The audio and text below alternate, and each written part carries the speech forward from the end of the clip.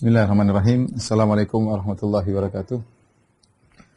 Alhamdulillahi ala ihsanih wa syukru lahu ala taufiqihi wa amtinanih. Wa asyhadu an la ilaha illallah wahdahu la syarika lahu ta'ziman li sya'ni. Wa asyhadu anna Muhammadan abduhu wa rasuluhu da'ila ridwanih. Allahumma salli alaihi wa ala alihi wa ashabihi wa ikhwanih.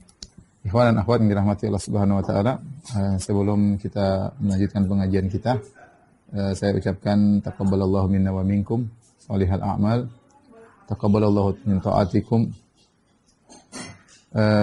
Semoga Allah Subhanahu wa taala menerima segala ibadah kita, ketaatan kita yang kita lakukan, terutama di 10 hari pertama Dzulhijjah, dan semoga Allah beri ganjaran sebesar-besarnya di akhirat kelak. Amin ya rabbal alamin.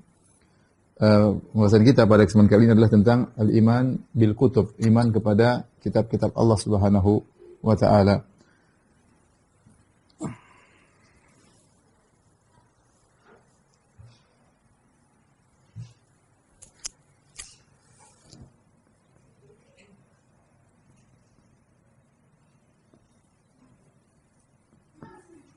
Iman terhadap kitab-kitab Allah Subhanahu wa taala. Dia beriman terhadap kitab-kitab Allah. Atau kitab-kitab suci, ya. Sebagai muqaddimah, ya, ada beberapa hal yang perlu kita ketahui. Yang pertama tentang urgensinya beriman kepada Alkitab, ya. Apa sih urgensinya kita belajar, ya, tentang iman kepada kitab-kitab Allah Subhanahu wa taala, ya. Banyak urgensinya, di antaranya iman kepada kitab-kitab Allah, kitab-kitab suci, termasuk rukun iman. Ya. Saya sering sampaikan, ya, bahwasanya beda antara kita mempelajari cabang keimanan, beda antara kita pelajari batang keimanan, dan ketika belajar akar keimanan, ya. Rukun iman adalah akar keimanan. Kalau seorang kokoh dalam akarnya, maka imannya semakin kokoh, ya. Di atasnya batangnya, buahnya, rantingnya. Maka kita tahu bahwasanya iman kepada kitab-kitab Allah termasuk daripada rukun iman. Ya, kemudian karenanya Allah memerintahkan kita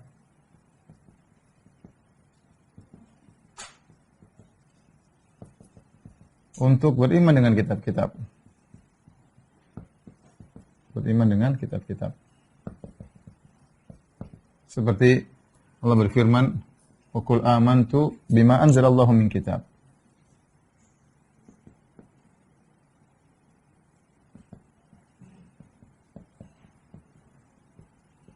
Ya, artinya, katakanlah aku beriman kepada apa yang Allah turunkan daripada kitab-kitab. Seperti juga Allah berfirman, "Ya ayyuhalladzina amanu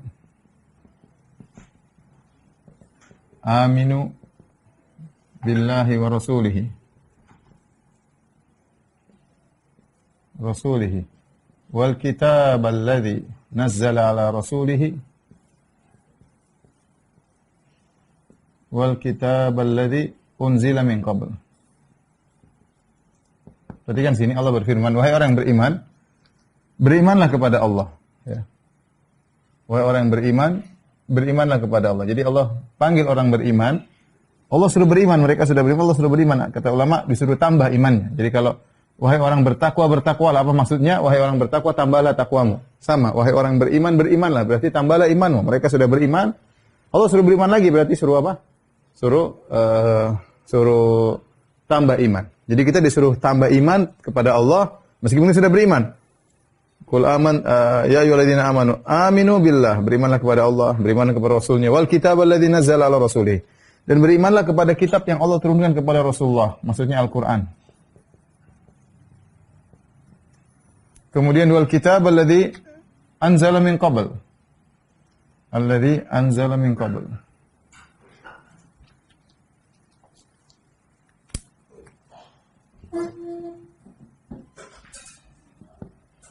Dan juga beriman kepada kitab-kitab yang sebelumnya. Maksudnya apa? Kitab-kitab suci sebelumnya.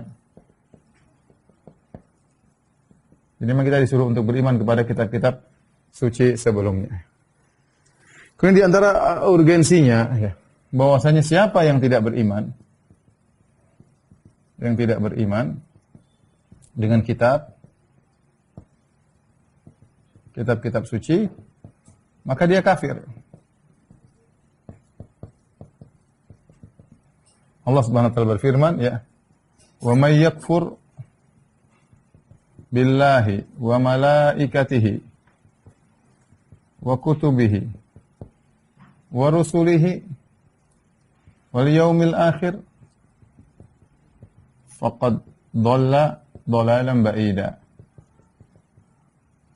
Kata Allah Subhanahu wa taala, barang siapa yang kufur kepada Allah atau kufur kepada malaikat-malaikatnya, kufur kepada kitab-kitabnya. Sini jamak, kepada kitab-kitabnya. Kutub, jamak dari kitab.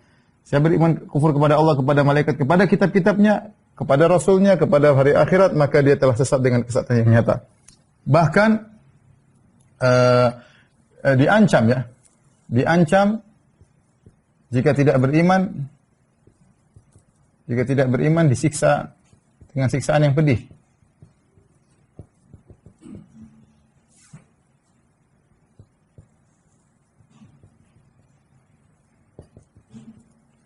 Kata Allah Subhanahu wa taala, alladzina dalam surat Ghafir, alladzina kadzdzabu bil kitabi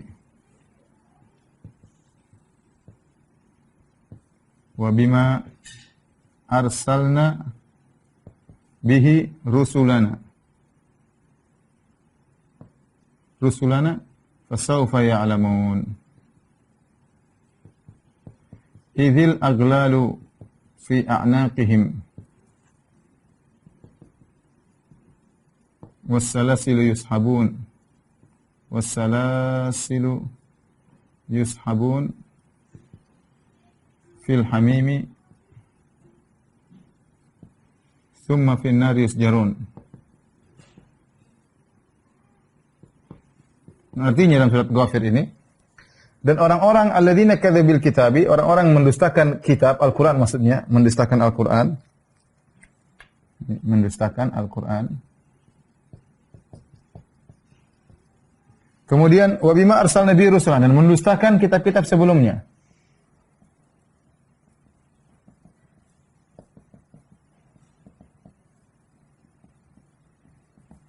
Ya.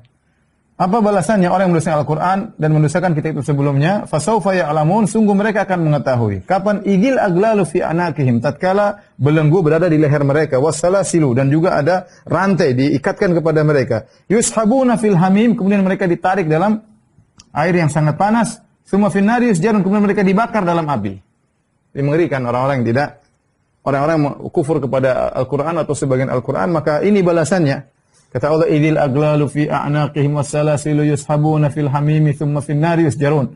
Yaitu tatkala belenggu di leher mereka, kemudian mereka dirantai, kemudian mereka digeret menuju air panas, kemudian mereka dibakar dengan api neraka jahanam. Ya, di antara urgensinya kita beriman dengan kitab-kitab Allah Subhanahu wa taala, ya.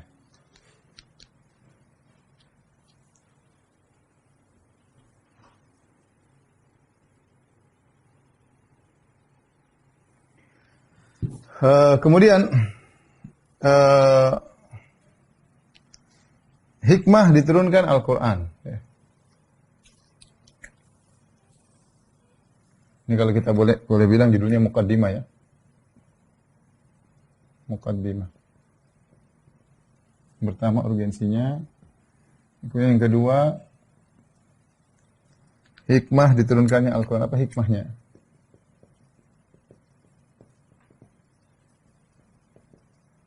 Kitab-kitab suci, ya, terutama Al-Quran, ya. Hikmahnya banyak, ya. Di antaranya, ya,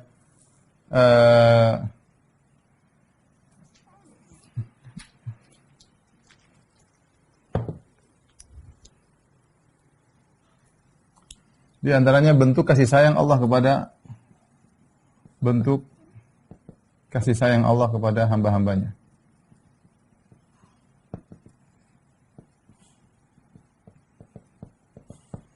Kenapa? Karena yang lebih tahu tentang maslahat seorang hamba adalah Allah sendiri, ya. Yang lebih tahu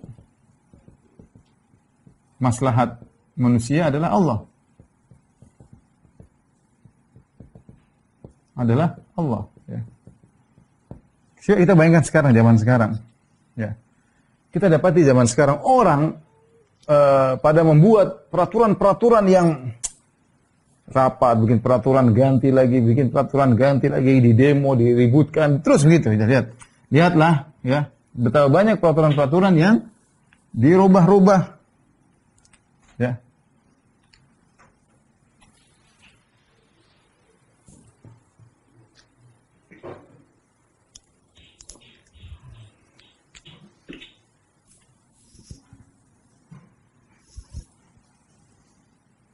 Terlalu banyak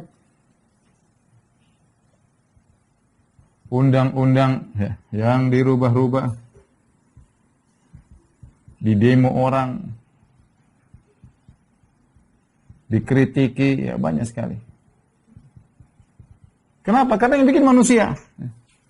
Mereka meninggalkan undang-undang yang benar, yang Allah susun, kemudian yang Allah turunkan buat mereka, kemudian mereka bikin undang-undang sendiri yang menambah kekacauan. Kalau mereka mau kembali kepada Al-Quran, kepada kitab-kitab suci, tentu mereka akan meraih kebahagiaan.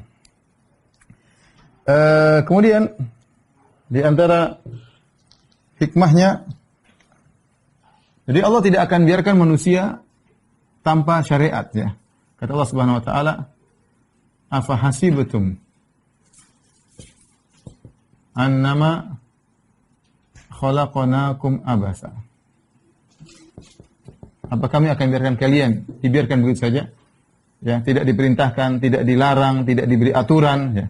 Apa kalian menyangka kami ciptakan kalian hanya sekedar bermain-main? Jawabannya tidak. Allah kasih aturan. Allah sayang kepada kita. Allah kirim Rasul. Allah bukan cuma sekedar kirim Rasul. Allah kirim juga kitab bersama Rasul tersebut. Ya, ini menunjukkan kasih sayang Allah Subhanahu Wa Taala. Perhatikan ya, saya yakin. Allah bukan hanya mengirim Rasul, mengutus Rasul, bahkan Allah ya kirim kitab suci bersamanya, aturan.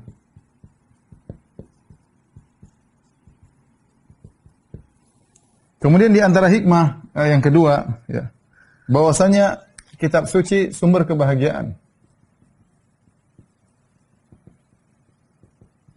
Sumber kebahagiaan dunia akhirat.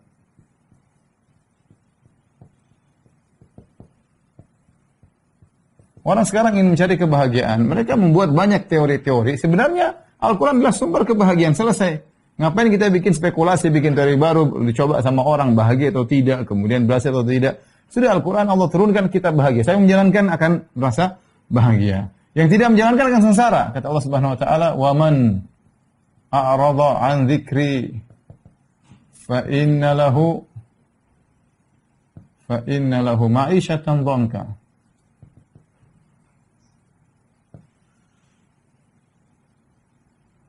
Kata Allah Subhanahu Wa Taala, barang siapa berpaling dari peringatanku, maka bagi dia kehidupan yang menyesakkan, yaitu dia tidak bahagia. Allah mengatakan, "Wa nunazzilu minal Qur'ani ma huwa shifaa'un wa rahmatan lil mu'minin." Kami turunkan Al-Quran yang merupakan obat dari penyakit badan, obat dari penyakit hati. Allah berfirman juga tentang Al-Quran, "Wa shifaa'un lima fis sudur." Subhanallah, Al-Quran ini ajib. Seorang baca saja tidak tahu maknanya, Al-Quran dibaca orang tidak tahu artinya, tidak tahu bahasa Arab, itu bisa membahagiakan hatinya, bisa menghilangkan penyakit hati. Bagaimana ketika dia baca, dia ngerti maknanya, dia ngerti tafsirnya, tentu dia akan lebih bahagia lagi. Ya akhi, yang kita baca adalah firman Allah Subhanahu Wa Taala, bukan kita baca novel, bukan kita baca cerita, baca surat yang Allah kirimkan, firman Allah Subhanahu Wa Taala. Maka itu akan buat seorang menjadi wasyifa lima fisun, obat bagi penyakit-penyakit hati. Kata Allah Subhanahu Wa Taala, "Ma anzalna 'alaikal Qur'ana litashqa." Kami turunkan kepada engkau Al-Quran bukan untuk kau sengsara, tapi Al-Quran untuk mendatangkan kebahagiaan. Jadi kitab suci adalah sumber kebahagiaan dunia dan di akhirat. Di antara hikmah yang dikatakan oleh para ulama, ya, bahwasanya diturunkannya kitab suci untuk memutuskan hujjah atau argumentasi.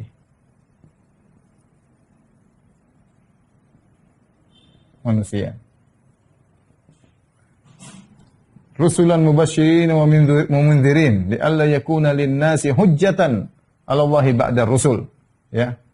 Kata Allah, agar Rasul diutus beri kabar gembira sebagai peringatan agar tidak ada hujah lagi. Ya. Agar tidak hujah lagi bagi manusia yang mengatakan tidak ada Rasul, ya, tidak ada syariat. Allah kirimkan Rasul, Allah kirimkan kitab suci, tidak ada uzur pada hari kiamat kelak. Maka dengan hikmah diturunkan kitab suci, maka tidak ada uzur lagi bagi manusia.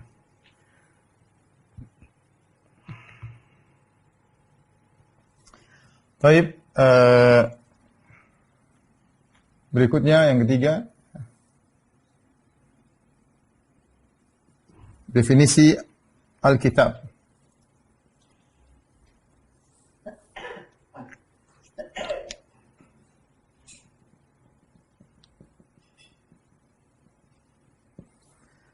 Alkitab secara bahasa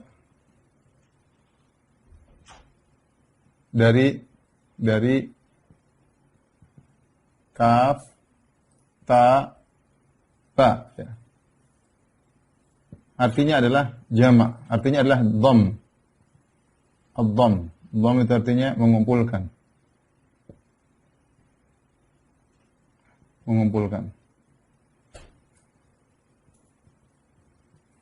Oleh karenanya contoh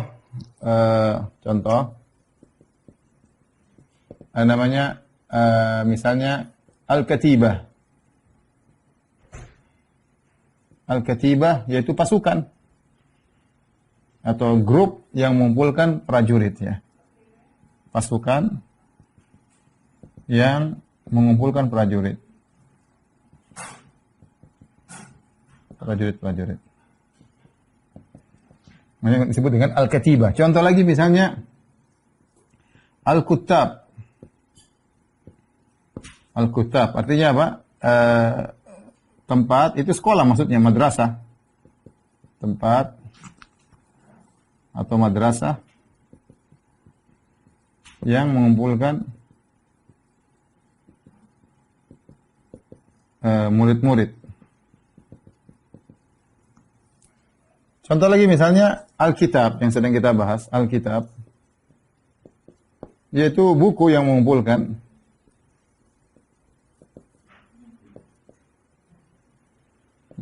lembaran-lembaran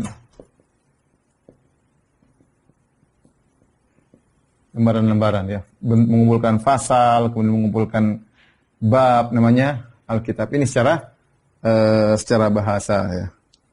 Ya. Adapun secara istilah adalah kitab suci, yaitu kitab suci adalah apa? Kitab yang mengumpulkan firman Allah yang Allah firmankan kepada para nabinya, kepada para rasulnya.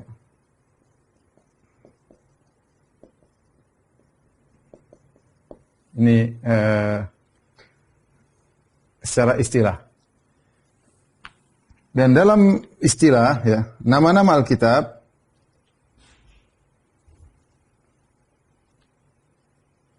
atau ini aja dulu, habis ini kita lanjutkan dengan nama-nama Alkitab. Baik, kalau sudah tolong dihapus.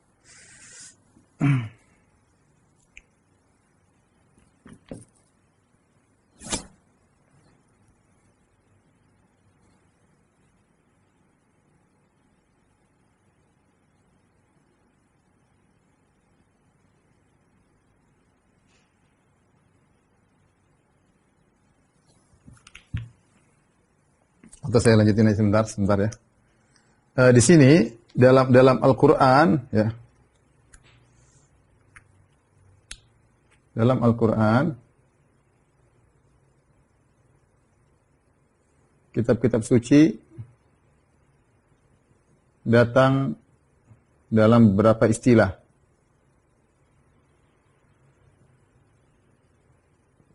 Di antaranya adalah Alkitab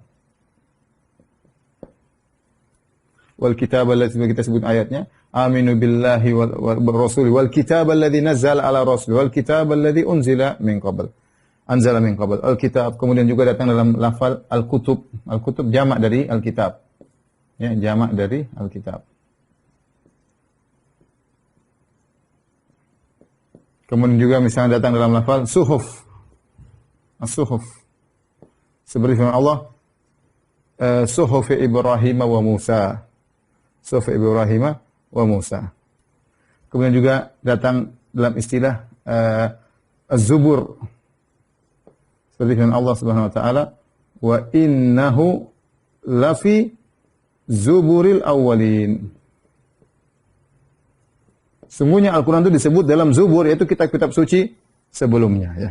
Jadi inilah istilah kitab suci, terkadang dalam bentuk kitab, dalam al-kutub, kutubihi, terkadang dalam bentuk suhuf, terkadang disebut dengan az-zubur, jamak dari zabur, ya. Tapi az-zubur ini terkadang maknanya adalah kitab. Contohnya wa innahu lafi zuburil awwalin, sungguhnya Al-Qur'an berada dalam kitab-kitab suci sebelumnya, ya.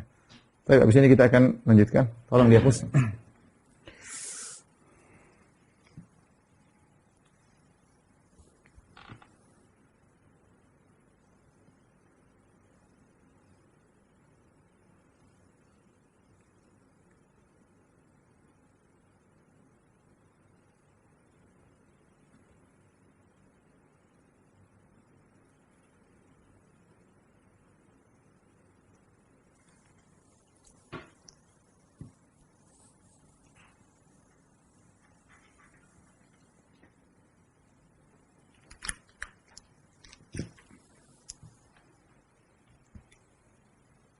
Baik, berikutnya.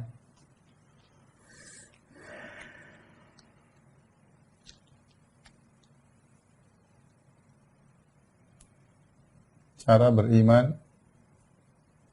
kepada kitab suci.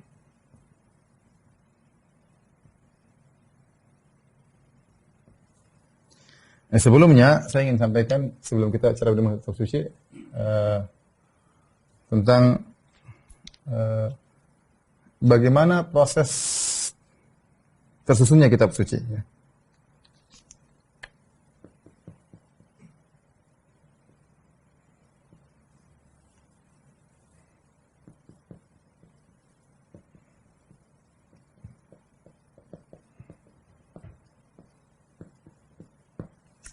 Kita kasih contoh, misalnya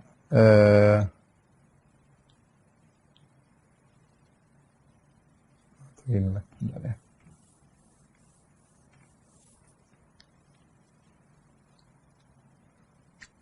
Kita kasih mukaddimah lah buat pembahasan ini.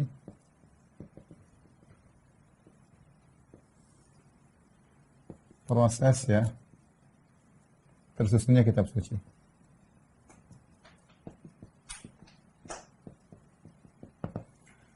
Prosesnya sederhana. Yang pertama, ya, harus kita ketahui bahwasanya firman Allah tidak terbatas. Firman Allah tidak terbatas. Allah Maha berbicara dan firman Allah tidak terbatas. Oleh karenanya dalam Al-Qur'an Allah mengatakan, "Lau annama fil ardi min syajaratin aqlamun wal bahru yamudduhu min ba'di sab'atu abhur ma nafidat kalimatullah." Ya.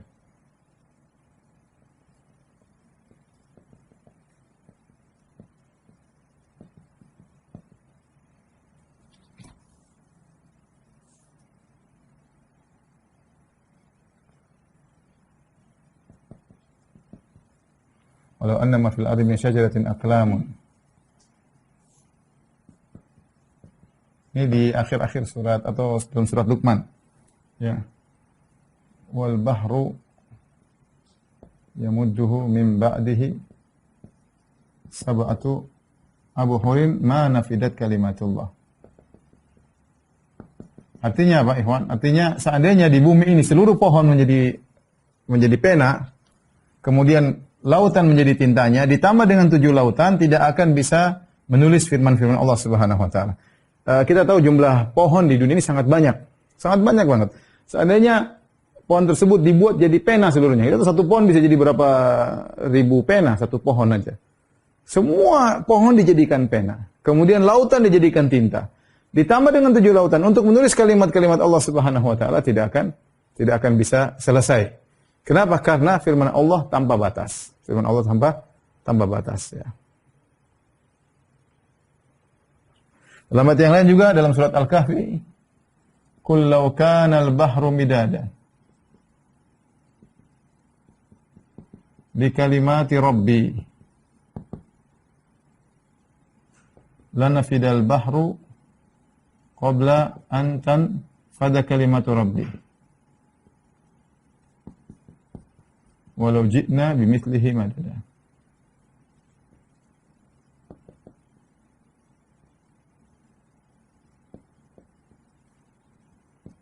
Allah Subhanahu wa taala, seandainya lautan di dunia ini seluruhnya dijadikan tinta untuk menulis firman Allah, maka lautan akan habis sebelum kalimat-kalimat Allah selesai. Meskipun kita datangkan dengan lautan yang sama, tidak akan pernah selesai firman Allah karena firman Allah tidak ada batas.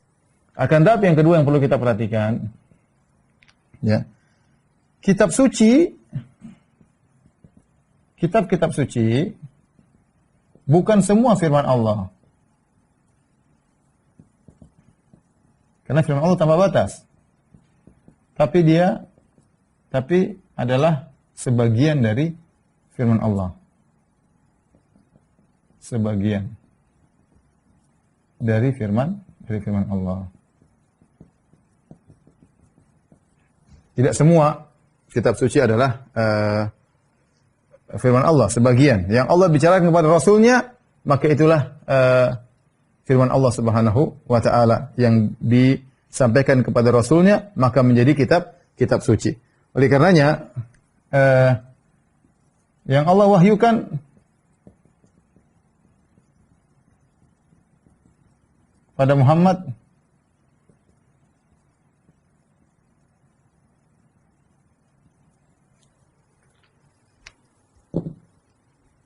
namanya Al-Quran. Yang Allah wahyukan kepada Musa namanya Taurat. Yang Allah wahyukan kepada Isa namanya Injil. Allah wahyukan kepada Daud namanya Zabur. Ini, jadi tidak semua firman Allah adalah kitab suci. Allah berfirman banyak, tidak semuanya menjadi kitab suci ya. Ini sebagai gambaran. Taib. Berikutnya, nomor 1 sudah paham, nomor 2 sudah paham. Berikutnya ada pun nomor 3. Sini ya. Bahwasanya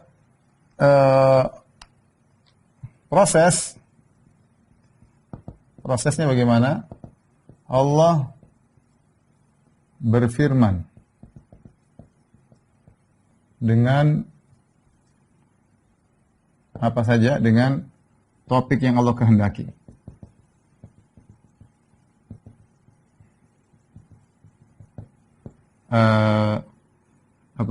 Suara Allah Subhanahu wa taala yang didengar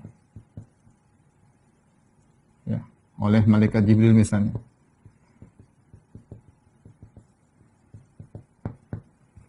Kemudian dengan bahasa yang Allah kehendaki.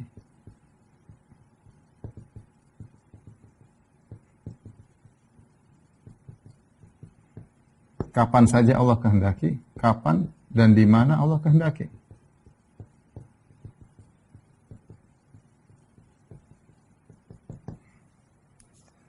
Setelah itu, ya. Setelah itu Jibril menukilkan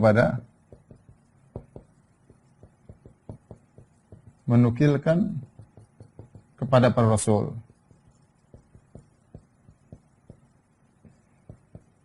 Inilah kira-kira gampangannya. Semua orang tahu bahwasanya Al-Quran adalah firman Allah Subhanahu wa taala. Allah bicara dengan topik yang Allah kehendaki, dengan suara Allah yang didengar oleh malaikat Jibril, dengan bahasa yang Allah kehendaki. Setelah itu kapan dan di mana Allah kehendaki, Allah membicarakan topik apa yang Allah kehendaki.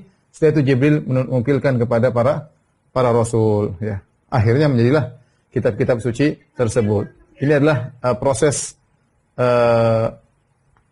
terjadinya tersusunnya kitab suci. Kenapa ini perlu saya tekankan ikhwan, poin-poin ini ya.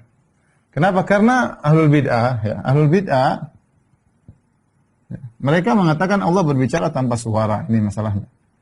Ahlul bid'ah, apa keyakinan mereka? Kata mereka, Allah bicara tanpa suara.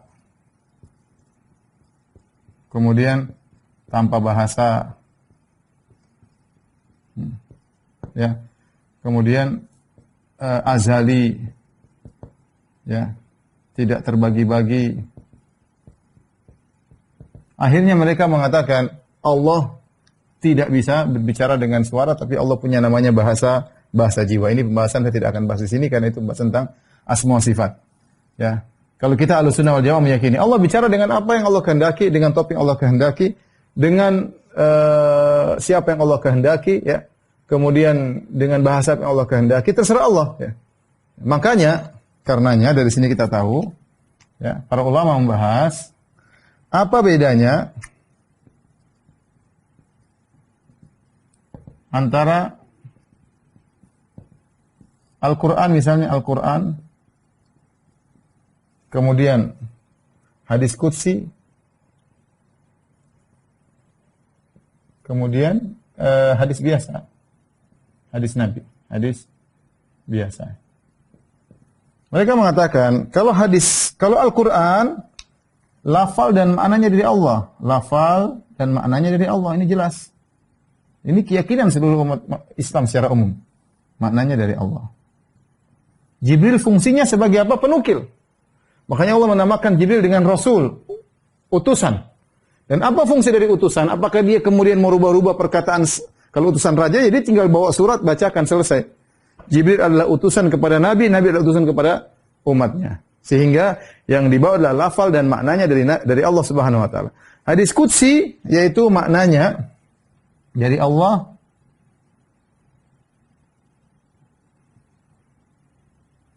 lafalnya dari Nabi sallallahu alaihi wasallam. Lafalnya dari Nabi sallallahu alaihi wasallam, ya. Oleh karenanya untuk hadis qudsi boleh seorang meriwayatkan dengan makna, tapi Al-Qur'an enggak boleh. Dia harus menyampaikan dengan lafal, karena lafalnya dari Allah bukan dari Nabi sallallahu alaihi wasallam. Adapun hadis qudsi kalau seorang ngerti bahasa Arab, maka dia boleh sampaikan. Jadi karena di sini Nabi meriwayatkan Allah berfirman, kata Nabi, tapi maknanya dari bukan maknanya dari Allah, tapi lafalnya dari Nabi sallallahu alaihi wasallam. Adapun hadis biasa, lafal dan maknanya dari Nabi sallallahu alaihi wasallam. Dari Nabi sallallahu alaihi wasallam. Ya, disandarkan kepada Nabi. Ada besar diskusi, ini keduanya sama-sama disandarkan kepada Allah. Sama-sama disandarkan kepada Allah.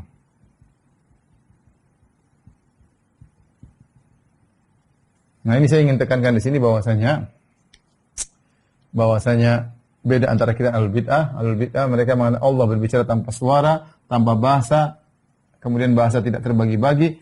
Dengan demikian mereka akhirnya mengatakan Al-Quran yang ada sekarang yang kita baca ini, Al-Quran yang sedang kita baca ini, kata mereka ini lafalnya bukan dari Allah, maknanya saja dari Allah, lafalnya bukan dari Allah. Terus lafal dari mana?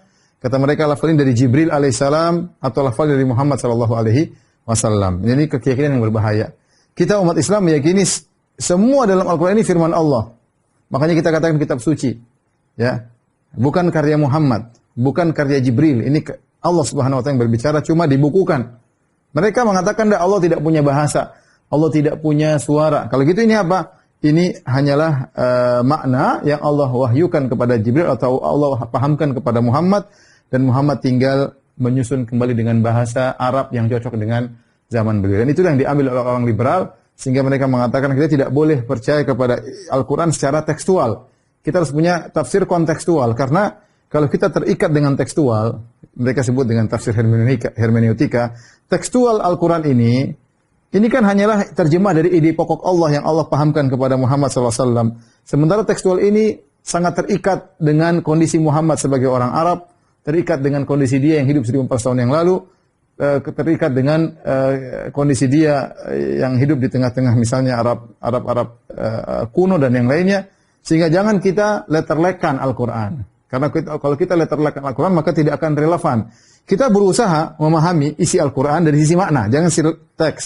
Kalau kita sudah pahami ide-ide pokok Al-Qur'an, sudah kita terjemahkan dengan bahasa kita sekarang, jangan tekstual. Itu sangat berbahaya, itu yang menjadikan mereka akhirnya menjadi orang-orang liberal karena mereka mengingkari proses terjadinya turunnya firman-firman Allah Subhanahu wa taala.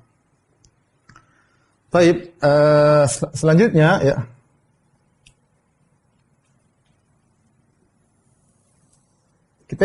Sudah kita singgung ya. Apa saja kitab suci?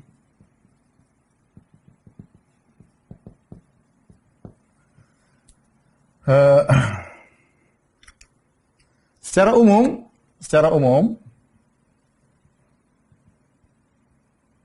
semua kitab suci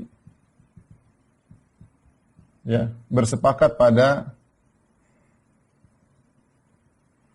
tauhid ya. Tauhid, kemudian akhlak yang mulia ya. Ya, ada kesamaan ya. Kemudian di antaranya tentang hari kiamat ya. Ini ada kesamaan dalam Taurat, dalam Injil, dalam Zabur, semuanya berbicara tentang ini. Tauhid, akhlak yang mulia, hari kiamat. Adapun syariat berbeda-beda.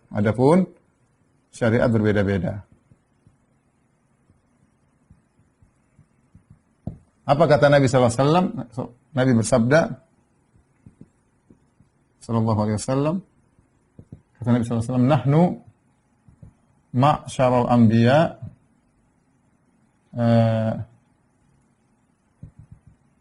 abna'un li'allad.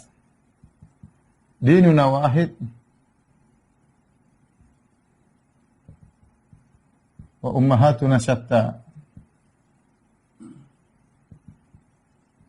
Apa artinya? Nabi berkata, kami para nabi ini adalah anak-anak Allad. Allad maksudnya apa? Anak-anak satu bapak lain ibu.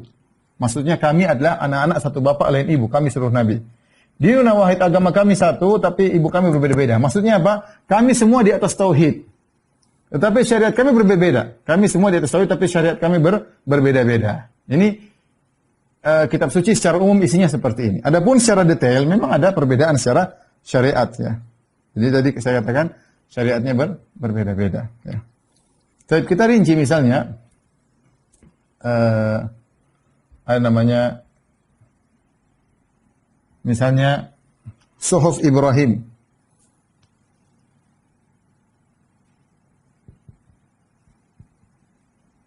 Suhuf Ibrahim, Allah sebutkan, inna hadza la fi suhufil ula, suhuf Ibrahim wa Musa. Jadi Ibrahim ada suhuf. Yaitu kitab suci yang Allah turunkan kepada Ibrahim namanya suhuf. Sepertinya lembaran-lembaran. Apa isinya? Di antaranya isinya kita tidak tahu secara detail. Tapi Allah singgung sebagian isinya dalam Al-Quran, seperti dalam surat An-Najm dan juga dalam surat Al-A'la. Ya. Kata Allah Subhanahu Wa Taala, "Qad aflaha man tazakka wa dzakara asma rabbih fasalla bal tu'thiruna al-hayata ad-dunya wal akhiratu khairu wa abqa inna hadza la fi suhufil ula suhufi Ibrahim wa Musa." Kata Allah, sungguh telah beruntung Allah yang mensucikan diri. Sungguh telah beruntung orang yang mensucikan dirinya. Ya. Kemudian mengingat nama Rabb-Nya, ya. Kemudian dia salat. Bal tu'thiruna hayatad dunya, tapi kalian lebih mendahulukan kehidupan dunia daripada akhirat. Wal akhiratu khairu wa abqa, dan padahal akhirat lebih baik daripada dunia dan lebih kekal. Inna hadza la fi suhufil ula. Ini semua sudah ada dalam kitab-kitab sebelumnya. Di antaranya Suhuf Ibrahim wa Musa. Jadi Allah hanya sebutkan sebagian. Kita tidak tahu isi Suhuf Ibrahim secara keseluruhan. Yang kita tahu pun sedikit yang Allah sebutkan dalam apa tadi? Allah sebutkan dalam surat Al-A'la. Saya lupa ayat, nanti bisa dilihat A'la. Kemudian dalam surat dan An-Najm. Kata Allah Subhanahu wa taala, "Am lam yunabba bima fi suhufi Musa wa Ibrahim alladhi waffa, alla taziru waziratu wizra ukhra wa allaysa lil insani illa ma sa'a." Kata Allah, tidakkah dia telah dikabarkan tentang apa yang terdapat dalam suhuf Ibrahim. Alam yunabba bima fi suhufi Musa, dalam suhuf Ibrahim, ya, yang telah menunaikan apa isinya? Allah taziru waziratu wizra ukhra. Ternyata dalam suhuf Musa, suhuf Ibrahim telah disebutkan bahwasanya seorang tidak akan menanggung dosa orang lain. Wa alaysa lil insani illa ma sa'a. Bahwasanya seorang tidak mendapatkan bagian kecuali apa yang dia usahakan. Itu sudah ada dalam suhuf Ibrahim dan ada dalam suhuf Musa. Kemudian yang kedua adalah Taurat. Yang sampai kepada kita. Kitab suci banyak ya. Kitab suci diberikan kepada para rasul banyak. Ada yang mengatakan sekian ratus ya. Tetapi intinya yang sampai kepada kita tidak banyak. Kita dapat suhuf Ibrahim, kemudian Taurat. Taurat yang benar Taurat juga adalah suhuf atau suhuf Musa. Suhuf Musa. Namanya Taurat atau suhuf Musa. Kata Allah Subhanahu wa taala, "Wa katabna lahu fil alwahi min kulli syai'in wa mau'izatan wa tafsilan li kulli syai'." Atau disebut suhuf Musa, disebut juga dengan alwah. Al-alwah. Lembaran-lembaran. Jadi Allah menulis Taurat di lembaran-lembaran batu yang dibawa oleh Nabi Musa dibacakan kepada umatnya. Jadi Taurat disebut juga suhuf Musa, disebut juga al-alwah ya. Kata Allah, "Wa katabna lahu fil alwahi min kulli syai'in mau'izatan wa tafsilan li kulli syai'." Kami tuliskan baginya dalam alwah segala mau'izah, peringatan dan segala perincian. Apa isi Taurat? Isi Taurat juga kita tidak tahu ya, karena yang datang kepada kita sekarang sudah menyimpang, tetapi intinya ada sebagian Allah sebutkan dalam Taurat. Di antara isi Taurat yang Allah sebutkan dalam Al-Quran ya, isi Taurat yang Allah sebutkan dalam Al-Quran, di antaranya hukum qisas. Kata Allah Subhanahu wa taala ya, anna nafsa bin nafsi wal aina bil aini wal udhuna bil udhuni wal anfa bil anfi wal udhuna bil udhuni was sinna bis sinni wal juruha qisas. Allah sebutkan dalam Taurat ada hukum seperti itu. Yang bunuh jiwa dia juga dibunuh. Yang mencongkel mata, merusak mata orang, matanya juga dirusak. Yang merusak hidung orang, hidung juga dirusak. Yang memotong telinga orang, telinga juga dipotong. Kemudian wasinna bisinni, kalau giginya patah dia juga dipatahkan giginya. Qisas. Kemudian kata Allah wal juruha qisas. Dan luka ada qisasnya. Itu ada dalam Taurat. Allah nukilkan. Contoh lagi yang Allah nukilkan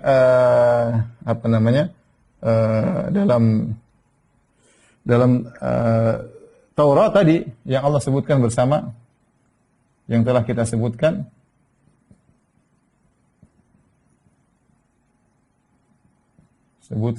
ya, bersama suhuf Ibrahim. Suhuf Ibrahim, ya. Maksudnya ini ya. Dalam surat Al-A'la, dalam surat juga surat An-Najm, ya. Ya, bahwasanya tadi yang sudah kita bacakan. Kemudian di antara isi daripada Taurat yaitu ada nama nabi di situ. Allah Subhanahu wa taala sebutkan alladzina yattabi'una ar-rasulan nabiyyal ummiyal ladzi yajidunahu maktuban 'indahum fit Taurati wal Injil.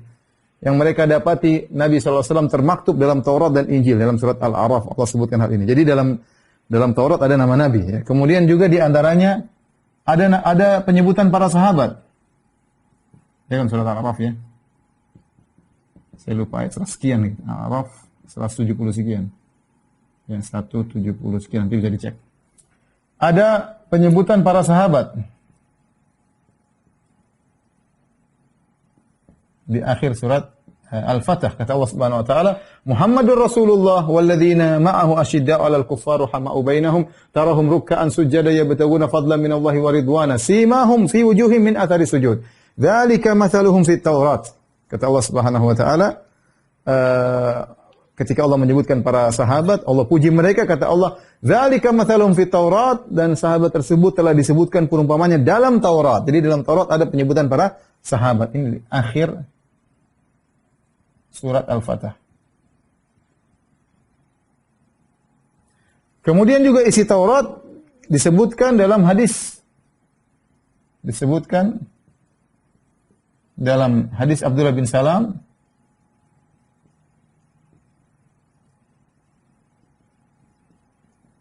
Yaitu ada hukum rajam. Ada hukum rajam bagi yang berzina.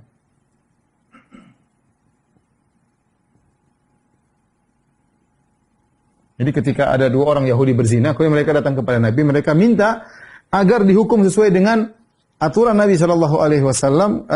Mereka mau dengan Taurat, kata Nabi datangkan Taurat. Kami tidak mau berhukum kecuali dengan Taurat, kata Nabi datangkan Taurat. Ketika dibaca Taurat, Nabi suruh baca, ternyata sebagian mereka menutup ayat tentang rajam. Dibaca tapi mau dilewati. Kata Ibnu Salam, suruh dia angkat tangannya. Begitu dia angkat tangannya, ternyata dalam Taurat disebutkan bahwasanya orang yang berzina akan dirajam. Ya, ini maksudnya contoh-contoh isi Taurat kita nggak tahu ya, isi Ibrahim secara total kita nggak tahu, isi Taurat secara asli masih orisinil kita nggak tahu, tapi Al-Quran menukil sebagian isi Taurat. Setelah itu adalah Zabur. Zabur adalah Nabi Daud. Apa isi Nabi Daud? Isi Zabur, kata para ulama, seluruh nabi, kaidah seluruh nabi yang datang setelah Musa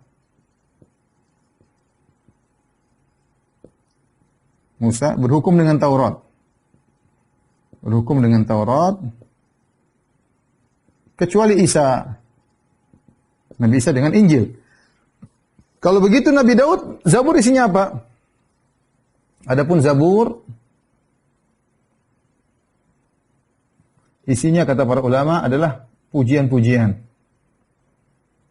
Jadi hukum masalah hukum tetap pakai Taurat, tapi pujian-pujian untuk memuji Allah Subhanahu wa taala, misalnya zikir pagi petang, ya itu adalah Zabur, isinya dari Nabi Allah turun kepada Nabi Daud. Kata Allah, wa ataina Dawuda zabura. Kata Allah, wa ataina Dawuda zabura. Kami berikan kepada Nabi Daud Az-Zabur. Adapun Injil, maka dia turun kepada Nabi Isa alaihissalam dan dia memansuhkan sebagian isi Taurat. Inilah yang menjadikan orang-orang Yahudi tidak mau beriman kepada Nabi Isa. Kenapa? Karena menurut mereka Taurat ini harga mati, tidak mengenal namanya mansuh. Ternyata Allah turunkan Injil kepada Qatainahul Injil, kata Allah kami berikan kepada Nabi Isa Injil, dan ternyata Injil memansuhkan sebagian isi Taurat. Kata Allah Subhanahu wa taala, Nabi Isa berkata, "Wa musaddiqal lima baina yadayya minat Taurat. Wa li uhilla lakum ba'd alladhi hurrima 'alaikum." Kata Nabi Isa alaihissalam, aku datang untuk membenarkan apa yang sebelumku itu Taurat, kemudian wali uhilla lakum ba'dalladzi harrima 'alaikum, dan untuk menghalalkan sebagian yang haram bagi kalian. Jadi ada perkara-perkara berat yang diharamkan bagi Bani Israel dalam Taurat, ternyata Nabi Isa memansuhkannya. Inilah yang menjadikan mereka akhirnya tidak mau beriman kepada Nabi Isa alaihissalam. Kemudian yang terakhir ada Al-Quran. Taib ikhwan dan akhwat, kita belum bicara tentang bagaimana cara beriman kepada kitab suci, karena waktu saya rasa sudah cukup ya. Wallahu alam. Mau dilanjutkan atau tanya jawab, Mas Dodi? Khawatirnya berat hari ini. Hah? Alhamdulillah banyak catatan, mungkin tanya jawab dulu aja. Oke, saya tanya jawab ya, ini nggak usah buru-buru. Oke, demikian saja. Ya. Yang mau bertanya saya persilahkan. Wallahu ta'ala alam bisawab. Jazakallah Ustaz, ada beberapa pertanyaan yang sudah masuk di list. Mungkin Bang Andri bisa membacakan. Ya, jazakumullah Mas Dodi. Dari Malang, Akhi Septian Adinata, dipersilakan. Tafadhol.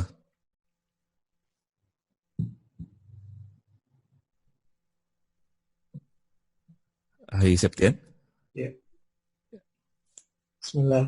Assalamualaikum Ustaz. Waalaikumsalam warahmatullahi wabarakatuh. Iya, ini ada pertanyaan yang datang dari non-muslim yang sampai ke saya. Apakah setiap ayat kitabullah, Taurat, Zabur, Injil, Al-Quran atau suhuf-suhuf yang turun kepada Nabi berupa lembaran atau catatan, ataukah berupa firman yang lalu ditulis oleh Nabi atau pengikutnya pada saat itu? Ya, pertanyaan yang baik. Tentu kita tidak bisa perinci secara detail. Kita hanya bisa ini hal gaib karena mengenai masa lalu. Kita hanya bisa menyampaikan yang sampai kepada kita. seperti Taurat ya, disebut dalam sebagian hadis yaitu Allah khattat Taurat biyadihi. Allah menulis Taurat dengan tangannya. Itu ada Taurat. Untuk khusus Taurat. Adapun Al-Qur'an tidak. Al-Qur'an prosesnya dari Allah kepada malaikat Jibril. Malaikat Jibril sampaikan kepada Nabi sallallahu alaihi wasallam, Nabi sampaikan kepada para sahabat nulis. Mereka nulis di tulang-tulang, mereka tulis di batu, mereka tulis di pelepah korma, mereka tulis di kulit-kulit. Oleh karenanya ketika Nabi sallallahu alaihi wasallam sudah meninggal baru kemudian dikumpulkan.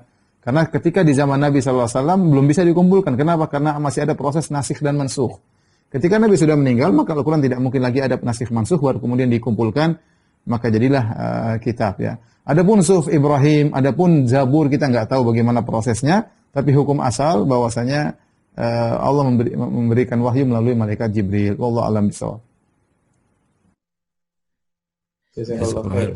Ya. Kemudian kepada Umu Adri di Cibubur, dipersilakan. Tidak usah pakai Bismillahirrahmanirrahim. Halo. Ya, silakan. Assalamualaikum. Halo, Assalamualaikum. Waalaikumsalam. Ustadz, saya mau nanya, Ustadz, masalah kalau kita membaca Al-Quran itu, apakah boleh kita membuka aurat? Maksudnya tidak memakai mukena. Soalnya ada yang bilang katanya pernah Ummu Aisyah itu membaca Quran tidak menutup rambutnya, Ustadz. Mohon penjelasannya. Bukan merupakan syarat membaca Al-Quran harus tertutup aurat. Kita wanita tertutup aurat harus jika ada orang yang kita tidak halal baginya melihat kita, bukan mahram kita, yaitu baru kita wajib untuk menutup aurat. Adapun baca Al-Quran kita tidak, yang penting pakaian kesopanan ya, tidak harus pakai jilbab baru baca Al-Quran. Baca Al-Quran kapan saja. Rambut terbuka, betis kelihatan, nggak ada masalah. Kalau di rumah nggak ada masalah. Jadi tidak syarat baca Quran harus pakai jilbab ya. Tapi kita pakai pakaian kesopanan. Wallahu a'lam bishawab. Nah, jazakallahu khair, Ustaz. Jazakallahu khair, Ustaz. Dan kemudian kepada Akhir Hadian Abu Zidan, dipersilakan. Syukran. Assalamualaikum warahmatullahi wabarakatuh, Ustaz. Waalaikumsalam. Barakallahu fikum, Ustaz. Begini, Ustaz, tadi bahwa untuk ayat Al-Quran tidak hanya dibaca artinya saja gitu, harus ada untuk terjemahan Ibnu Katsir itu apa, Ustaz? Jika istilahnya untuk Ibnu Katsir seperti itu ada khusus terjemahannya untuk yang kita. Oh iya, nah, apakah dengan mempunyai buku itu, iya, Ustaz. Nah, apakah untuk istilahnya tidak menanyakan lagi ke Ustaz yang lebih paham gitu agama, ataukah tetap kita harus bertanya ke yang lebih berilmu kembali, Ustaz? Ya Allah. Dalam kita menuntut ilmu, kita menggabungkan dua-duanya. Tidak mungkin kita hanya terpaku kepada ustadz, karena waktu kita terbatas, ustadz juga terbatas, tidak setiap saat kita bisa bertemu dengannya. Kita menggabungkan keduanya. Sambil kita ngaji, kita baca juga.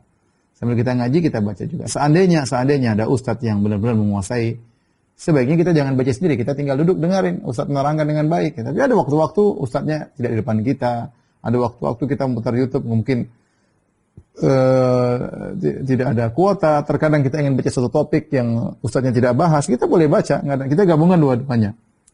Kalau kita sedang baca, terutama tafsir-tafsir yang ringan seperti Syekh Sa'di, ya kita baca. Kalau kita tidak paham, kita tanya ustadz. Kalau kita paham, alhamdulillah baca aja terus. Ya, tapi tadi kita jangan meninggalkan pengajian. Jadi kita gabungkan keduanya, ya. Karena dengan kita rajin membaca, kita tidak terpaku pada pengajian doang. Ya. Benar, pengajian itu menghemat waktu dari sisi kita mudah memahami. Ya. Misalnya, kalau saya bilang seorang suruh baca tentang iman kepada kitab, mungkin dia bingung dia mau baca buku apa, kemudian bagaimana susunannya, kemudian kalau ada pertanyaan dia mau tanya kepada siapa. Tapi ketika dengannya sama Ustadz, Anda kasih ini kan tidak semuanya tentang iman kepada kitab. Ini sekedar mukaddimah ya. Setelah itu antum bisa lepas baca sendiri buku terjemahan tentang misalnya gitu. Tafsir juga demikian, tafsir ada buku tafsir ya. Kalau kita sudah bisa baca, kita paham, alhamdulillah. ada ayat-ayat yang mungkin kita sudah baca tafsir masih nggak paham juga. Nah, kita perlu tanya sebenarnya. Jadi maksud saya tidak juga saya mengatakan orang tidak boleh baca kitab, tidak benar. Ada namanya otodidak ada, tetapi itu sambil ngaji, bukan cuma paham sendiri akhirnya banyak salahnya ya. Ya. Kalau orang tidak pernah ngaji hanya baca kitab saja tanpa ngaji dia akan sering salahnya ya. Dia akan sering apa? Akan sering salahnya. Jadi kita gabungkan kedua-duanya. Wallahu a'lam bishawab. Jazakallahu Ustaz. Ada 2 pertanyaan yang masuk ke Ana di inbox. Yang pertama dari Yuliadi Purawibawa.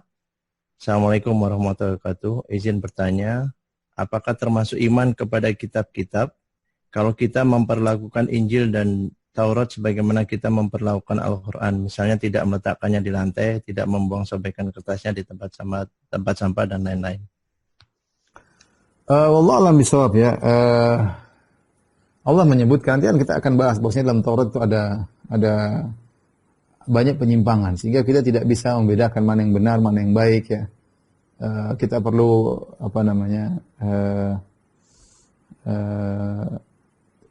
kalau untuk mensikapi dia seperti Al-Quran persis maka saya rasa tidak sampai demikian, tapi bukan berarti kita menghinakan Taurat. Kenapa? Karena dalam Taurat tersebut ada nilai-nilai yang benar, nilai-nilai yang benar. Cuma kita kan kalau untuk membedakannya, kita tidak punya ilmu kecuali kita yakini bahwasanya semua Taurat sudah mansukh dengan Al-Quran. Ya, dan kita tahu dalam Taurat tersebut banyak penyimpangan. Nah, kita tidak bisa milah-milah mana yang sudah menyimpang, mana yang benar, mana yang benar-benar ada firman Allah di situ, kemudian mana yang sudah mansukh, mana yang belum mansukh. Nah, kita tidak bisa bedakan. Saya rasa tidak mengapa kita letakkan di tempat yang baik karena di situ ada kandungan firman Allah yang kita tidak tahu bagian mananya ya, tapi dalam situ ada kandungan firman Allah Subhanahu wa taala. Tapi tidak kita hukumi seperti hukum Al-Qur'an ya. Kalau Al-Qur'an kita disunahkan berwudu misalnya karena isinya semua dari Allah Subhanahu wa taala. Taurat isinya macam-macam.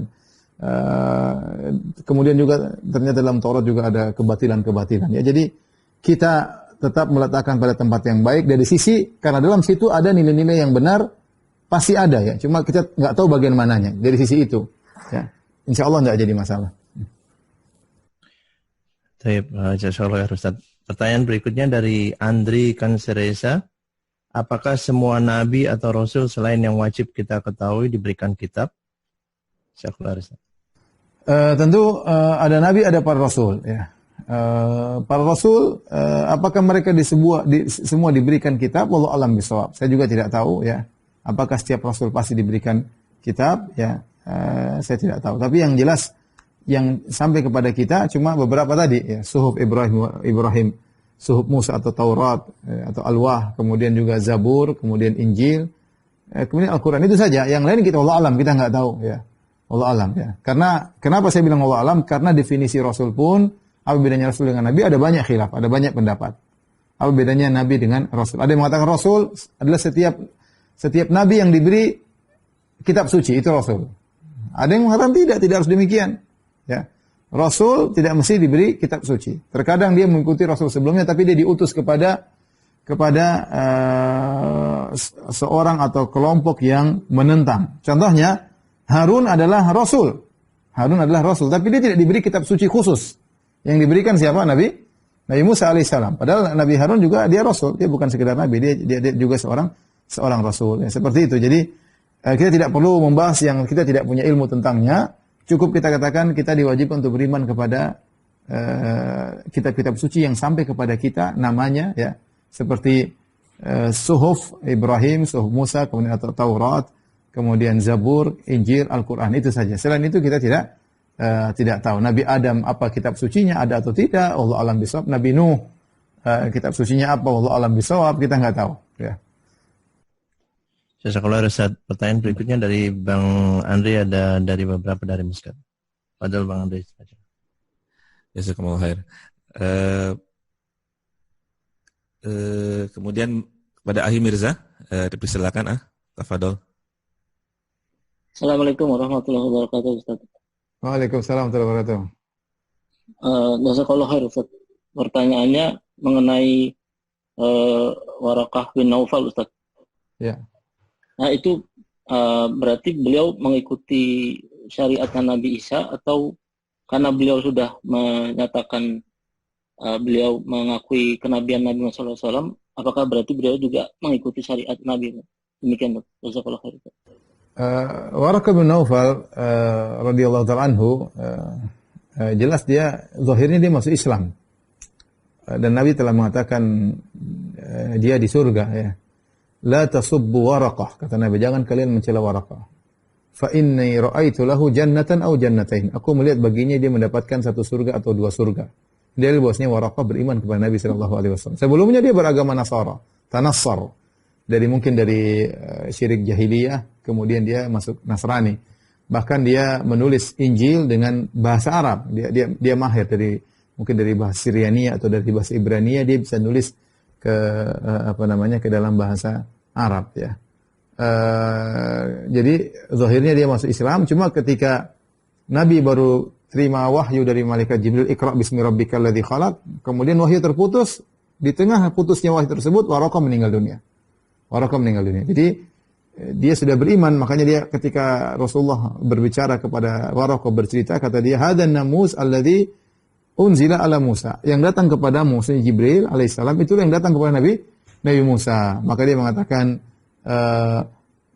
ya laitani jad'an id akhrajaka qaumuka, ya. Sungguhnya saya berharap seandainya saya masih muda ketika kau akan diusir oleh kaummu, la ansurannaka nasran mu'azzara. Aku akan menolongmu dengan pertolongan yang kuat, ya. Nabi mengatakan, amukhrijiyahum, apakah mereka akan mengusirku? Kata Waraqah, tidak ada nabi yang datang dengan apa yang kau bawa kecuali akan dimusuhi. Ini zahir jelas bahwasanya Waraqah masuk Islam. Ya, tetapi tentu dia belum menjalankan syariat Islam karena memang syariat belum datang. Dan dia meninggal dalam kondisi muslim. Oleh karena Nabi mengabarkan bahwasanya Waraqah masuk surga, ya. Ya, selama dia di masa itu mungkin dia menjalankan apa yang dia yakini. Tapi karena memang syariat belum datang, yang jelas kita tidak tahu apa yang terjadi. Ya, yang jelas dia sudah masuk Islam. Dia mengakui kenabian Rasulullah SAW dan Nabi sudah kabarkan dia di surga. Jazakallahu khair, Ustaz. Ini Afan Ustaz, ada titipan pertanyaan, tapi ini dari pekan lalu. Jadi pertanyaan lebih menyangkut ke malaikat. Ya. Pertanyaan itu, beliau bertanya, malaikat pada hakikatnya tinggal di langit. Tapi dari penjelasan Ustaz waktu lalu, banyak sekali kegiatannya ada di dunia. Dalam menjalankan tugasnya, misalnya mencatat amalan, mencabut nyawa, membawa azab, rahmat dan lain-lain. Apakah malaikat menjalankannya dari langit atau bolak-balik turun ke bumi, atau malaikat juga tinggal di bumi seperti halnya jin?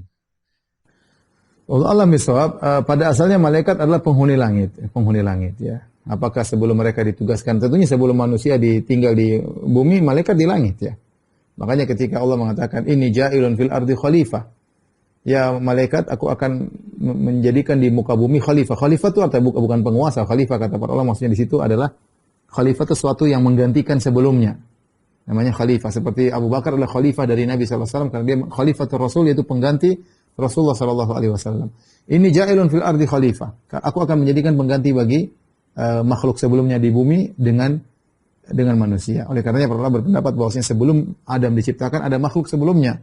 Ada yang mengatakan golongan jin yang pernah Allah ciptakan untuk tinggal di muka bumi. Ya, ini tentu ada pembahasan tentang masalah ini. Tapi intinya manusia bukan makhluk pertama yang tinggal di muka bumi. Maksud saya apa? Maksud saya malaikat bertanya, apakah kau akan menjadikan makhluk yang akan menempati bumi? Ya, kalau malaikat menempati bumi, berarti Adam bukan khalifah, kan? Menunjukkan hukum asal malaikat di mana di langit. Maksud saya demikian. Hukum asal malaikat adalah di langit. Nah, ketika mereka diturunkan tugas, benar ada yang turun, ada yang balik lagi. Contoh Jibril alaihissalam bolak-balik ke langit. Contoh pencatat ya batu fikum malaikatun bil-lail wal malaikatun bin-nahar.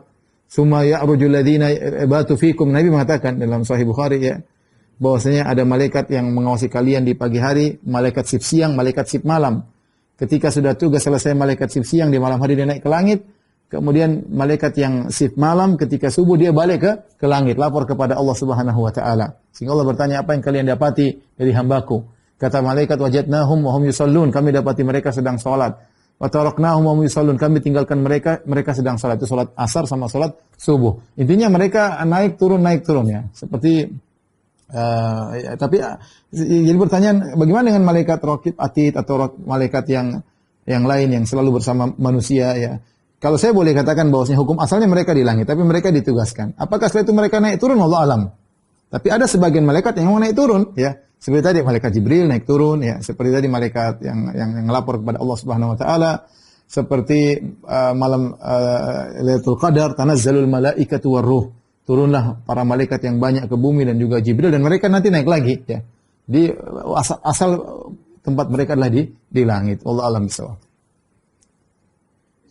Contoh lagi seperti ketika perang Badar, ya. Ketika ada perang Badar ada malaikat, Nabi mengatakan benar ini adalah malaikat penghuni langit kesekian turun untuk ikut perang Badar. Jadi asal mereka tinggal di langit. Baik Ustaz, jazakallahu khair. Kemudian ada pertanyaan dari Ukhti Septa. Pertanyaannya, siapa saja yang termasuk politeis Ustaz? Apakah Kristen dan Katolik saat ini termasuk politeis? Juga dengan orang yang dikatakan beriman sama dengan membenarkan ajaran Nabi. Apakah orang atau pengikut Nabi Musa dan meninggal sebelum zaman Rasulullah SAW bisa dikatakan beriman? Ya. Politeis maksudnya dualisme, Tuhan yang berbilang. Iya, kalau Tuhan yang berbilang, kita ada dualisme, ada trinitas, ya. Kalau dualisme ada beberapa aliran, contohnya ada disebut dengan Majusi yang menyembah matahari dan juga menyembah api dan meyakini ada dua pengatur alam semesta, ada namanya Tuhan terang atau Tuhan api, dan ada namanya Tuhan kegelapan. Tuhan kegelapan mencipta segala keburukan, kemudian Tuhan api menciptakan segala kebaikan. Ada juga disebut dengan Manawiyah, ya. Ini juga sama, dia juga meyakini dua penguasa di alam semesta ini, itu Tuhan terang dan Tuhan kegelapan. Hanya saja menurut dia dua-duanya ini azali. Adapun Majusi tidak. Majusi mengatakan bahwasanya yang azali adalah Tuhan api atau Tuhan terang. Ya, ini diantara yang meyakini ada dualisme Tuhan. Di sana ada yang meyakini Trinitas. Trinitas ada misalnya Nasara, kemudian Hindu, ini meyakini tentang Trinitas, ya. Wallahu alam. Kalau itu maksudnya, ya itulah pembahasannya. Mereka meyakini ada 3 penguasa, ya. Baik, ada lagi yang bertanya? Kemudian masalah pertanyaannya, bila orang dikatakan beriman sama dengan membenarkan ajaran Nabi, apakah orang? Oh ya, jadi orang-orang yang beriman kepada Nabi Musa, Nabi Isa, sebelum Nabi Muhammad SAW datang, maka mereka beriman, ya, dan mereka mendapat surga, ya. Makanya Allah berfirman, innalladzina amanu walladzina hadu wan nasara was-sabiin man amana billahi wal yawmil akhir wa amila salihan falahum ajrum 'inda rabbihim wala khaufun 'alaihim wa lahum yahzanun. Dalam surat Al-Baqarah kata Allah, sesungguhnya orang-orang yang beriman, orang Yahudi, orang Nasara, orang Sabi'in, barang siapa yang beriman di antara mereka kepada hari akhirat, maka bagi mereka ganjaran yang besar. Maksudnya mereka beriman sebelum datang Nabi Muhammad, mereka dulu di zaman Nabi Musa, mereka beriman Nabi Musa. Mereka dulu Nabi Isa, mereka beriman dengan Nabi Isa. Mereka muslim, ya. Sebenarnya semua agama itu Islam. Hanya saja dinisbahkan kepada Nabi, kepada Yahudi, itu setelah belakangan. Setelah belakangan, asalnya mereka semua Islam, yaitu mentauhidkan Allah Subhanahu wa taala. Jadi mereka-mereka yang hidup di zaman Nabi Isa seperti Hawariyun, para sahabat Nabi Isa, mereka orang yang mulia. Orang-orang yang hidup di zaman Nabi Musa, para pengikut Nabi Musa, sahabat-sahabat mulia, mereka mulia, ya. Ya, jadi mereka sebelum datang Nabi Muhammad SAW, kalau mereka beriman, mereka masuk surga. Tetapi ketika Rasulullah SAW datang, maka semuanya mansuh. Mereka harus beriman kepada Nabi Muhammad. Kata Rasulullah SAW, "Lau kana Musa hayyan ma wasi'ahu illa tibai." Kalau Nabi Musa masih hidup, tidak boleh baginya kecuali menjadi pengikutku, kata Rasulullah SAW. Jazakallahu Ustaz. Kemudian dari saudara Mirjani di Bogor, tafadhol. Baik, barakallahu fikum Ustaz. Pertanyaannya adalah, apakah boleh kita mengkafirkan seseorang di mana seseorang itu mengucapkan sebagian isi Al-Quran itu tidak relevan? Itu Ustaz. Jadi kita nggak tahu maksudnya apa, ya. Kalau maksud dia Al-Quran tidak boleh lagi dipakai karena tidak relevan, maka ini adalah kata kekufuran. Tapi kalau mereka saya nggak. Tapi dan itu kebanyakan pernyataan itu dibangun di atas keyakinan Al-Quran tidak relevan tadi. Dan itu perkataan orang liberal. Tadi saya katakan kenapa mereka berani mengatakan demikian, karena syubhat mereka ada. Mereka mengatakan Al-Quran yang sampai kepada kita itu lafalnya bukan dari Allah. Jadi Allah hanya kasih ide pokok kepada para nabi. Di antaranya Allah kasih ide pokok kepada Nabi Muhammad bahwasanya syariat itu harus isinya persamaan, humanisme, kemudian apa sosial, keadilan, ramah tamah itu. Nah, di zaman itu Muhammad mengungkapkan dengan bahasa dia menjadi Al-Quran. Maka kita tidak boleh lagi tekstual dengan Al-Quran. Sehingga seperti kata Ulil Absar dia mengatakan demikian. Sehingga di zaman sekarang kita tidak boleh tekstual lagi dengan Al-Quran. Yang penting kita paham ide pokok Allah. Nah, kita boleh terjemahkan dengan bahasa kita, dengan syariat yang kita bikin. Kita berkumpul ijtihad bikin suatu undang-undang baru yang relevan dengan zaman sekarang, yang cocok dengan ide pokok Allah. Apa ide pokok Allah tadi mereka batasi? Persamaan, kemudian keadilan, sosial, kemanusiaan, dan semacam itulah. Sehingga seakan-akan kalau mereka tidak ungkapkan dengan bahasa mereka, tapi seperti tadi ada yang berani, tapi kita bisa pahami maksud mereka, Al-Quran sudah expire, nggak cocok lagi. Hadis-hadis Nabi apalagi sudah expire, oleh karena sudah tidak relevan. Dan ini perkataan kekufuran ya. Tapi ya tidak begitu sore ya. Kita perlu iqamatul hujjah ya. Beda kalau misalnya dia dengan tegas-tegas mengatakan Al-Quran sudah tidak boleh kita pakai lagi, yaitu jelas kufur. Tapi kalau maksudnya Al-Quran tidak relevan, apa maksudnya Anda mengucapkan Al-Quran tidak relevan? Tidak relevan maksudnya tidak bisa kita terapkan sekarang karena kondisi masyarakat yang seperti ini. Jadi banyak pertanyaan yang masih belum jelas. Beda kalau Al-Quran ini yang sekarang ini sudah nggak bisa kita pakai lagi, sudah ini nggak boleh dipakai, itu kufur. Itu kufur. Tapi kalau maksud dia sudah tidak relevan, maksudnya tidak cocok lagi karena masyarakat tidak mau dengar, misalnya, ya itu lain cerita. Seperti kita mengatakan, ada orang mengatakan sekarang kita nggak bisa terapkan hukum rajam, nggak relevan zaman sekarang. Maksud dia tidak relevan tuh maksudnya.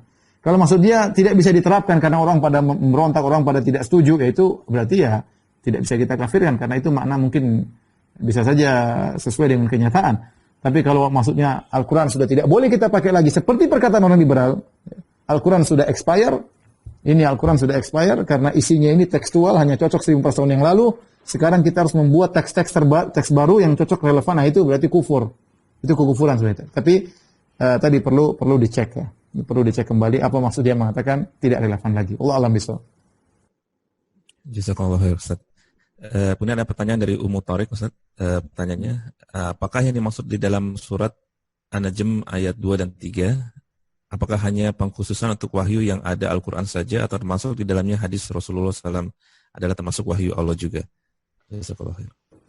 Wan najmi idza hawa ma dhalla sahibukum wa ma ghawa ma yantiqu 'anil hawa in huwa illa wahyu yuha. Wa ma yantiqu 'anil hawa, Muhammad tidak mengucapkan hawa nafsunya. Ya, ini berlaku umum baik Al-Quran maupun hadis-hadis Nabi sallallahu alaihi wasallam. In huwa illa wahyu yuha. Sungguhnya semua adalah wahyu dari Allah Subhanahu wa taala. Wahyu kepada Nabi bisa dalam bentuk Al-Quran melalui proses malaikat Jibril dan bisa juga dalam bentuk hadis. Hadis itu adalah pemahaman yang Allah berikan kepada Nabi, ya ilham, semacam ilham, tapi bukan dalam bentuk lafal yang Allah turunkan lewat malaikat Jibril. Sungguhnya dia ilham. Ilham bagi seorang Nabi adalah wahyu. Oleh karenanya terkadang Nabi beristihad, kalau salah maka ditegur oleh Allah Subhanahu wa taala. Tapi dibiarkan Nabi berbicara dengan kesalahan tanpa ada peneguran, maka ini tidak mungkin terjadi karena Nabi maksum. Oleh karenanya firman Allah, "Wa ma yantiqu 'anil hawa", Nabi tidak pernah berbicara dengan hawa nafsunya. Ini mencakup seluruhnya, mencakup Al-Quran dan hadis-hadis Nabi SAW dengan syarat hadisnya sahih, maka berlaku pada seluruhnya. Oleh karenanya kisah Abdullah bin Amr bin As, kata Abu Hurairah, tidak ada yang menyaingi aku dalam jumlah hadis yang diriwayatkan kecuali Abdullah bin Amr bin As. Kenapa? Karena Abdullah bin Amr bin As dia mencatat juga perkataan hadis-hadis Nabi SAW. Sampai suatu saat Abdullah bin Amr bin As berhenti mencatat. Kemudian datang kepada Nabi SAW berkata, ya Rasulullah, saya mencatat sampai famana'atni Quraisy, orang-orang Quraisy melarangku. Dia mengatakan, kau catat seluruh yang keluar dari mulut Rasulullah SAW, wa Rasulullah SAW basyarun yukhti yahzan wa yaghdab, dan sementara Rasulullah SAW adalah seorang manusia, terkadang marah, terkadang sedih. Ngapain catat seluruhnya? Maka Nabi mengatakan, uktub walladhi nafsi biyadihi ma yakhruju min ilal haq. Atau kama qala Nabi sallallahu alaihi wasallam. Kata Rasulullah SAW, tulislah seluruh yang apa yang aku katakan, tidak ada yang keluar dari mulut kecuali kebenaran. Oleh karena yang benar, wa ma yantiqu anil hawa, apa yang diucapkan oleh Nabi semuanya benar. In huwa illa wahyu yuha, karena yang diucapkan oleh Nabi adalah wahyu. Bisa jadi wahyu Al-Quran, bisa jadi wahyu dalam bentuk ilham dari Allah Subhanahu wa taala. Wallahu a'lam bishawab. Jazakallahu khairan Bang Andri. dan bacakan pertanyaan yang ada di list. Ada 2 yang tersisa, Ustaz. Apa bisa dua-duanya atau satu? Boleh dua-duanya. Baik. Yang penting bukan 20 kan, 2 aja kan. Nolnya nggak ada lagi. Ini pertanyaan yang pertama dari yang 2. Assalamualaikum dari Abu Farhan. Bagaimana memperlakukan Al-Quran yang sudah rusak, sobek, yang tidak mungkin dipakai lagi? Apakah boleh dikubur atau dibakar? Jazakallah. Yang pertama sebaiknya dibakar ya. Kalau bisa didaur ulang, yang penting huruf-hurufnya hilang, Kalau bisa didaur ulang dengan menghilangkan huruf-hurufnya, tidak jadi masalah daripada kita tabzir. Tapi kalau tidak mungkin kita ketemu pabrik kertas yang bisa mengolah kertas lagi menjadi, ya sudah bakar aja kalau memang dia sudah nggak bisa dibaca lagi. Kalau bisa diperbaiki. Kalau nggak bisa maka dibakar ya. Kalau dikubur saya khawatir ada yang buka di kemudian hari, kemudian dimakan rayap atau apa segala, malah khawatir malah bisa seakan-akan tidak menghargai Al-Quran. Tapi yang paling baik kalau memang sudah tidak bisa dipakai sama sekali dibakar. Wallahu a'lam bishawab. Atau ada mesin seperti saya pernah lihat Syekh Abdul Razak punya mesin. Tulisan Arab itu dimasukkan kertas, jadi dia merusak, jadi tidak lagi kelihatan hurufnya. Kalau sudah tidak lagi kelihatan hurufnya, maka statusnya Al-Quran sudah hilang. Statusnya sebagai Al-Quran sudah hilang. Wallahu a'lam bishawab. Yang terakhir. Yang terakhir dari Aki Mukhtar Muhammad. Untuk penghafal Al-Quran, maka tempatnya di surga berdasarkan hafalannya. Makin banyak hafalan, makin tinggi tempatnya. Bagaimana dengan umat dari pengikut kitab sebelumnya? Apakah ada perlakuan serupa yang menghafal Taurat, Zabur, Injil dengan tempatnya di surga? Jazakallah, Ustaz. Saya tidak menemukan dalil tentang hal itu ya, dan tidak bisa kita mengkiaskan antara umat-umat terdahulu dengan umat sekarang karena Al-Quran memiliki banyak keistimewaan. Ya, oleh karenanya kita tidak tahu tentang bagaimana umat-umat terdahulu terhadap Taurat maupun Injil. Wallahu a'lam bishawab. Demikian saja apa yang saya sampaikan kesempatan kali ini. Kurang lebih saya mohon maaf. Wabillahi taufiq wal hidayah. Assalamualaikum warahmatullahi wabarakatuh.